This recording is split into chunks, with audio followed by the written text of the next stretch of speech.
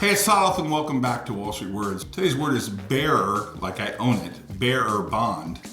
A bearer bond is a bond issued, and when you buy it, you physically have the certificate. Now, when you want your interest payments, you have to pull off the tab or the coupon and turn it into a bank to get paid.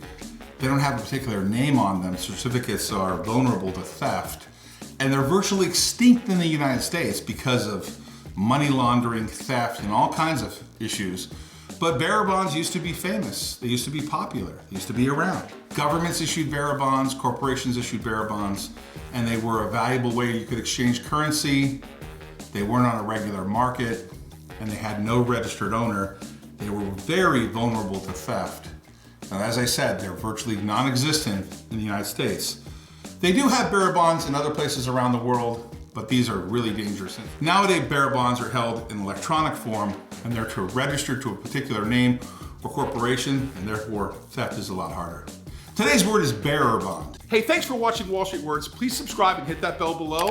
If you think this video adds value, please share it with somebody. By the way, if you want to watch more Wall Street Words videos, there's 2 videos right here you can watch right now. There's new videos every day. Thanks for watching Wall Street Words.